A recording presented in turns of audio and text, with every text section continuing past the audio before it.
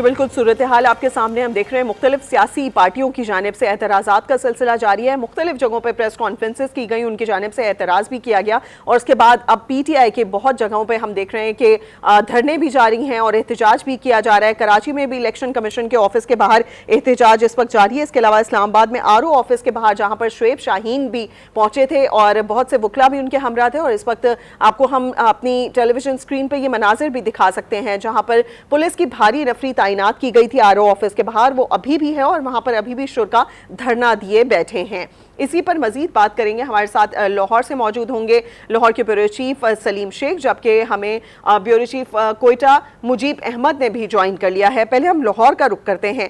सलीम शेख, आप बताइएगा आपकी तरफ क्या सूरत हाल है कि आज वहां पर भी मुख्तलिफ पार्टियों की जानिब से एहतजाज किया जा रहा है और खास तौर पर PTI के हवाले से बताइएगा कौन सी ऐसी जगह है जहां पर उनकी जानिब से भी एहतजाज जारी है।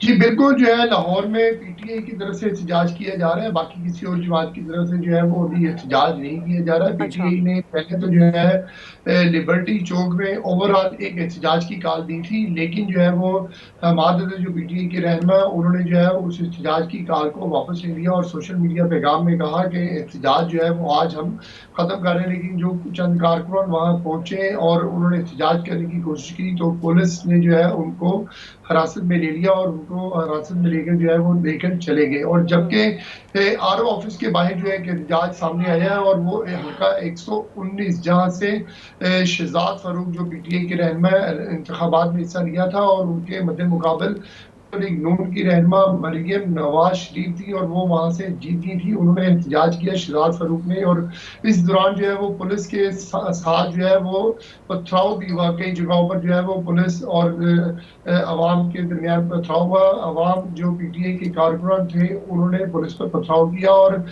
अब जो हमारे पास इत्तला आई है वो शहजाद फारूक की तरफ से ये बताया जा रहा है कि उनको पुलिस ने हिरासत में ले लिया है और पुलिस की तरफ से ये बताया जा रहा है कि गैर कानूनी तौर पर बगैर इतला दिए जो है एहतजाज किया जा रहा था और अमन अमान के शुबे में जो है इन लोगों को हिरासत में लिया गया है। और अभी भी जो है लाहौर के जो मुख्तलिफ जगह है वहाँ पर जो है वो पुलिस की भारी नफरी जो है वो तैनात है।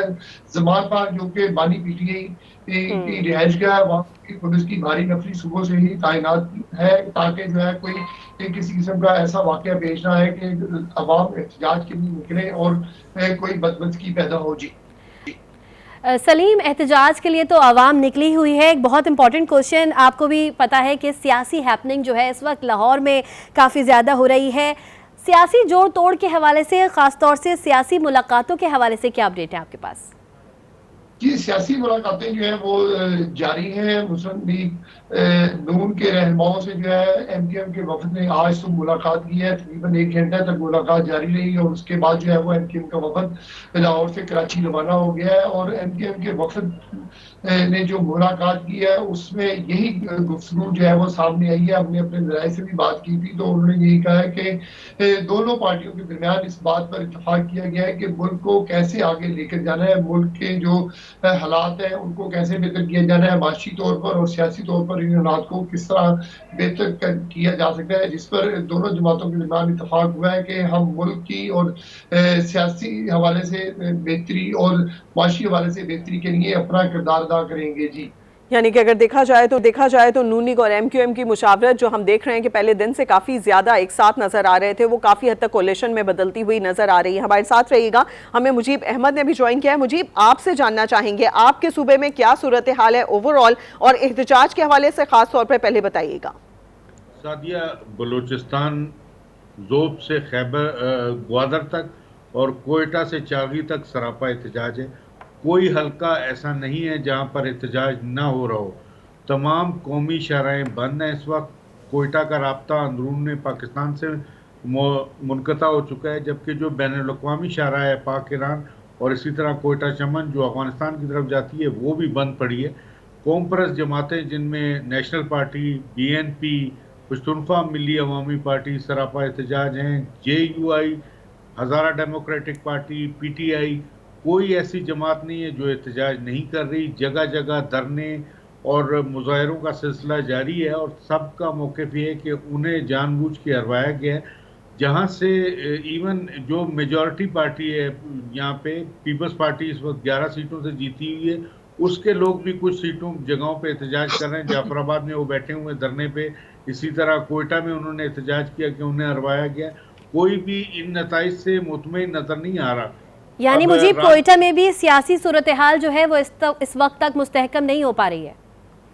जी बिल्कुल, बहुत गंभीर सूरत हाल है इस वक्त। मतलब कोयटा का राब्ता बिल्कुल मुनक़ता हो चुका है पाकिस्तान के दीगर इलाकों से, और जितने लोग फंसे हुए हैं, जो लोग तंग हो रहे हैं इस वक्त, कौमी शाहराहों पे हज़ारों के करीब गाड़ियां फंसी हुई हैं जो मंजिल मकसूद तक नहीं पहुंच पा रही, और ये तीसरा दिन है, ना वो अपने घरों को वापस जा सकते हैं, ना वो आगे प्रोसीड कर सकते हैं। इसलिए बीच में फंसे हुए हैं, लोगों को बहुत ज़्यादा तंगी हो रही है। इंतज़ामिया बिल्कुल नाकाम हो चुकी है, ना उनके किसी से मुज़ाकरात कामयाब हो रहे हैं, ना कुछ हो रहा है। कुछ हल्कों में तो मुझे क्या ये बताइएगा, मुज़ाकरात हो रहे हैं, इंतज़ामिया जाकर कोशिश कर रही है उनसे बात करने के लिए? जी बिल्कुल, असिस्टेंट कमिश्नर डीसीज वगैरह उनसे राब्ते कर रहे हैं, लेकिन उनका मकसद ये है कि जो आरओज ने उनके रिजल्ट दिए हैं वो एक तो डिले करके 3 दिन बाद दिए, फिर उनमें रद्दोबदल हुआ। जब तक वो इन रिजल्ट्स को रोकेंगे नहीं, इलेक्शन कमीशन की जानिब से रुकेगा नहीं, तब तक वो एहतजाज जारी रखेंगे। अब तक तो मुझे क्या वजह है कि स्ट्रीट पावर शो की जा रही है, ये नहीं किया जा रहा जिस तरह हम दूसरी पार्टी, बहुत सारे ऐसे लोग हैं जो लोग एतराज़ कर रहे हैं अपने रिजल्ट के ऊपर, तो वो कानूनी कार्रवाई कर रहे हैं, उसको जाकर चैलेंज कर रहे हैं, तो इसको कानूनी कार्रवाई के तौर पर ले जाना चाहिए था। हाँ, अगर वहाँ से भी वो सेटिस्फाइड नहीं होते फिर स्ट्रीट पावर शो करते, लेकिन हम देख रहे हैं कि पहले दिन से ही स्ट्रीट पावर शो की जा रही है। और आप जिस तरीके से बता रहे हैं, ना सिर्फ कौमी शाहराहें बल्कि बैनुल अक़वामी शाहराहें भी बंद हैं।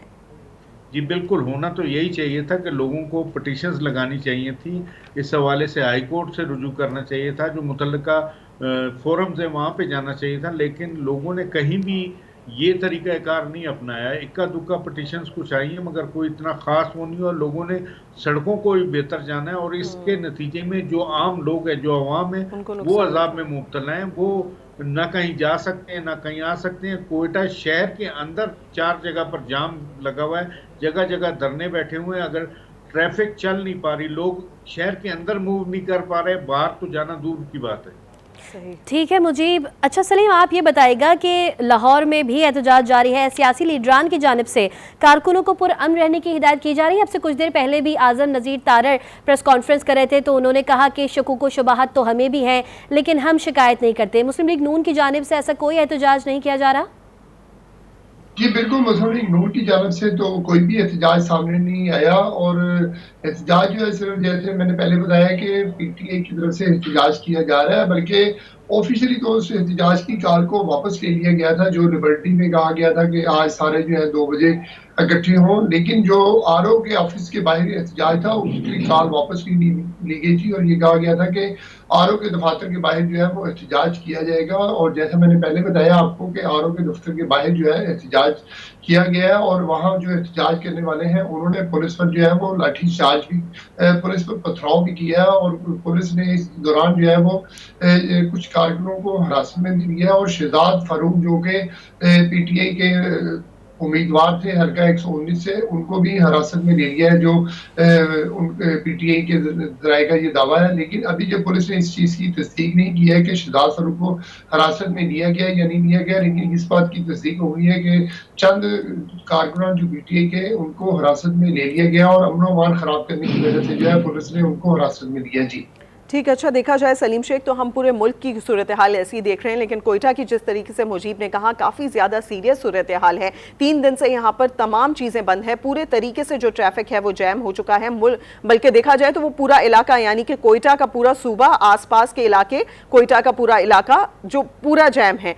इस पूरी सूरत हाल में 3 दिन गुजर चुके हैं और अभी तक किसी किस्म का कोई वे आउट नहीं निकला है, जो कि काफ़ी ज़्यादा तशवीशनाक बात है। सलीम शेख ये जानना चाहेंगे, लाहौर में अहम मुलाकातें हुई, गुज़िश्ता रात बताया जा रहा था कि जरदारी साहब पहले पहुंच रहे हैं जाती उम्रा, फिर कहा गया नहीं पहुंच रहे, फिर कहा गया पहुंच गए हैं, और उस मुलाकात के हवाले से कि उसमें कितनी बेटरमेंट आई है, नून लीग अपनी तमाम चीज़ें जो कि इससे पहले वो अनाउंस कर चुकी है वो कितनी हद तक हासिल करने में कामयाब हुई है?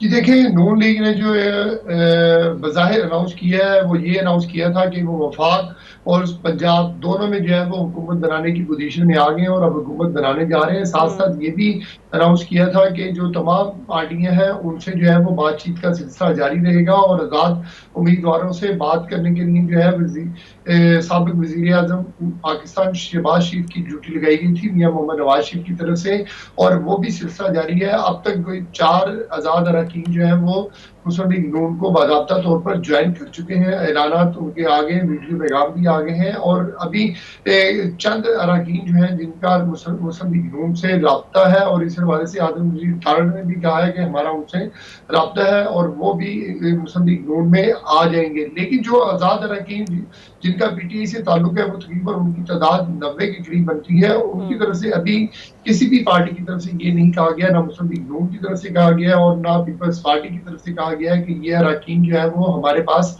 आ रहे हैं या नहीं, अच्छा। क्योंकि दोनों पार्टी की तरफ से ये बात तो की जा रही है कि आज़ाद अरकान को जो है वो अपने साथ मिलाने की कोशिशें की जा रही हैं, और इस सिलसिले में जो है वो कमेटियां भी बना दी गई हैं और ड्यूटियां भी लगा दी गई हैं, लेकिन अभी तक कोई ऐसा अच्छा सलीम, मजे की बात यह है कि पहले सियासी जमातों की जानिब से कहा जा रहा था कि जी, पीपल्स पार्टी की जानिब से कहा जा रहा था कि जी मखलूत हुकूमत नहीं बनेगी, हम पुराने सियासतदानों के साथ काम नहीं करना चाहते। नवाज शरीफ साहब ने भी इलेक्शन डे पर कहा कि जी, सहाफ़ी ने जब उनसे सवाल किया तो उन्होंने कहा कि नहीं, एक अक्सरियती जो है हुकूमत बनेगी और मखलूत हुकूमत वो भी नहीं चाहते थे। लेकिन जैसे ही रिज़ल्ट आना शुरू हुए, सबके सामने आए, उसके बाद नवाज शरीफ ने भी जब उन्होंने जलसा किया तो उन्होंने कहा कि आज़ाद उम्मीदवार भी आएँ, हमसे मिल जाएँ। पाकिस्तान को इस वक्त एक स्ट्रॉन्ग पार्टी की ज़रूरत है और एक इत्तेहादी हुकूमत बननी चाहिए। जी बिल्कुल, जाहिर है हक़ाइक़ के मुताबिक ही बात हो सकती है ना। जब मियां मोहम्मद नवाज शरीफ ने कहा था कि इत्तेहादी हुकूमत नहीं होनी चाहिए बल्कि सिंगल हुकूमत होनी चाहिए, तो उस वक्त इलेक्शन हो रहे थे, बल्कि वो इलेक्शन डे पर सवाल किया गया था। तो जब इलेक्शन के नतीजे आए हैं तो जाहिर है वो ज़मीनी हक़ाइक़ देख कर ही उन्होंने बात करनी है, और अब जो हालात हैं वो कोई भी पार्टी इस पोजीशन में नहीं है कि वो अकेले हुकूमत बना ले, उसको अपने साथ इत्तेहादियों को शामिल करना पड़ेगा। और सबसे अहम बात यह है कि मुस्लिम लीग नून ने जो है तमाम सियासी पार्टियों को जो है वो दावत दे दी है, और मुस्लिम लीग नून की और पीपल्स पार्टी की एक बाकायदा मुलाकात भी हो चुकी है, लेकिन उस मुलाकात के हवाले से अभी तक कोई चीज वाज़ेह तौर पर सामने नहीं आई है कि आया इस मुलाकात का जो है क्या रिजल्ट निकला है। मुस्लिम लीग नून जो है वो ना वो कुछ बता रही है और ना ही पीपल्स पार्टी कुछ बता रही है, और दोनों अपने अपने तौर पर जो है वो ये कोशिश कर रहे हैं कि वो आज़ाद उम्मीदवारों को अपने साथ मिला लें। लेकिन क्योंकि सिर्फ आज़ाद उम्मीदवारों से भी हुकूमत नहीं बननी, अब बात यह है कि अगर मुस्लिम लीग नून ने हुकूमत बनानी है तो उनके साथ एमकेएम तो बिल्कुल, ये पूरा देखा जाए सलीम शेख तो एक नंबर गेम है, और इस नंबर गेम में हम देखते हैं किसका पलड़ा भारी होता है, ये इस पर भी बात करेंगे। लेकिन मुजीब साहब, आपसे जानना चाहेंगे, आपने जो सूरत हाल बताई है उसके बाद अब सियासी सरगर्मियां क्या है वहां पर? जो सियासी जमातों के जो मुक्तदर लोग हैं, यानी कि जो अच्छे वोट लेकर यहां से जीते हैं, उनका क्या मूड नजर आ रहा है? देखिए, यहाँ पे तो पोजीशन बिल्कुल क्लियर हो चुकी है। यहाँ पे लीड कर रही है इस वक्त पीपल्स पार्टी, उसके साथ है मुस्लिम लीग नून और जेयूआई। लेकिन अभी 6 आज़ाद उम्मीदवार हैं, उनकी शमूलियत होना बाकी है। अब वो पीपल्स पार्टी की तरफ जाएंगे या नून लीग की तरफ तो जाएंगे? कुछ पता चल सका है उनसे किसने राब्ते किए हैं? आया नून लीग की तरफ उनका झुकाव नजर आ रहा है या पीपल्स पार्टी की तरफ? सादिया, ये दो तो 3 इनमें ऐसे हैं जो मुस्लिम लीग नून के ही हैं, लेकिन उनमें को टिकट नहीं मिला और वो आज़ाद हैसियत में लड़े। अच्छा। और वो जीते हैं, तो उनकी ज़्यादा वो है कि वो शायद नून लीग की तरफ ही वापस जाएंगे, क्योंकि वो नाराज़ थे।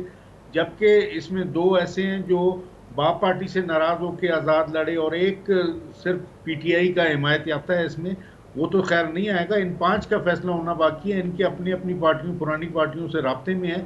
यहाँ पे जो मिक्स हुकूमत बनने जा रही है वो पीपल्स पार्टी, जेयूआई, मुस्लिम लीग नून और बीएपी की होगी। और इसके लिए क्योंकि हमारे यहाँ तो रिवायत रही है कि हमारे सारे के सारे हुकूमत में होते हैं, इक्का दुक्का ही कोई अपोजिशन में होता है।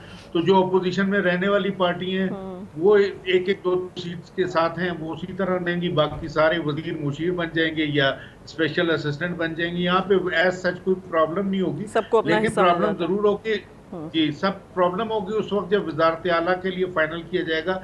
पीपल्स पार्टी के अंदर बड़े अहम लोग जीते हुए हैं, वो उम्मीदवार हैं। सबसे ज्यादा जो फेवरेट तस्वुर किए जा रहे हैं इस वक्त वो सरफराज बुख्ती हैं, जो पीपल्स पार्टी के टिकट पे कामयाब हुए। उसी पार्टी में सरदार सनाउल्लाह ज़हरी भी हैं, उसी पार्टी में अली मदद जतक भी हैं, जिनके पूरी हिस्ट्री पीपल्स पार्टी के साथ रही है। वो बहुत ज्यादा वजीर आला के नामों पर गौर हो रहा है मुजीब, लेकिन ये बताइए कि पीपल्स पार्टी लीड कर रही है इस वक्त कोयटा में, और एहतजाज जैसा कि आप भी बता रहे हैं कि 3 दिन से जो सूरत हाल है इस वक्त वहाँ पर, तो क्या जो पार्टी लीड कर रही है पीपल्स पार्टी की जानिब से वजीर आला के नामों पर भी गौर हो रहा है, लेकिन क्या लोगों को पुरअमन रहने के लिए या इस एहतजाज को सॉर्ट आउट कराने के लिए कोई कोशिशें की जा रही हैं? नहीं, अभी तक तो किसी पॉलिटिकल पार्टी की जानिब से ऐसा कोई कदम नहीं उठाया गया। इवन निगरान हुकूमत भी मुझे लगता है बिल्कुल खामोश होकर बैठी हुई है, ऐसा सच कोई ख़ास कोशिश नहीं कर रही। इस इंतज़ार में है कि लोग थक हार के खुद ही घर चले जाएंगे 2, 4, 6, 8, 10 दिन, उनको कोई मसला नहीं है। अवाम कितना तंग हो रहे हैं इससे किसी को गर्ज नहीं है कि किस मुसीबत में फंसे हुए। ना कोई सियासी जमात इस पर तवज्जो दे रही है जो जीती हुई है, ना वो तवज्जो दे रहे हैं जो इस वक्त निगरानी के फ़राइज़ अंजाम दे रहे हैं। अवाम की से किसी को गर्ज नहीं है। लोग इसी इंतज़ार में बैठे हैं कि 4 दिन 6 दिन खुद ही थक हार के लोग वापस घर के चले जाएंगे, मामला ठंडा होगा, हम हुकूमत बना लेंगे। ठीक, हमारे साथ मुजीब साहब भी मौजूद हैं। इसके अलावा लाहौर के ब्यूरो चीफ सलीम शेख ने भी हमें ज्वाइन किया हुआ है और बात कर रहे हैं हम जो सियासी सूरत हाल बनती नज़र आ रही है ख़ास तौर पर लाहौर में, और उसके बाद जो एहतजाज का सिलसिला जारी है, हम मुख्तलिफ जगहों पर देख रहे हैं मुख्तलिफ पार्टियों की जानिब से एहतजाज किया जा रहा है। इस पर भी हम तफसीलन बात करेंगे, वसीम भी हमें ज्वाइन करेंगे, लेकिन हेडलाइंस के बाद पहले आपको लिए चलते हैं हेडलाइंस की जानिब।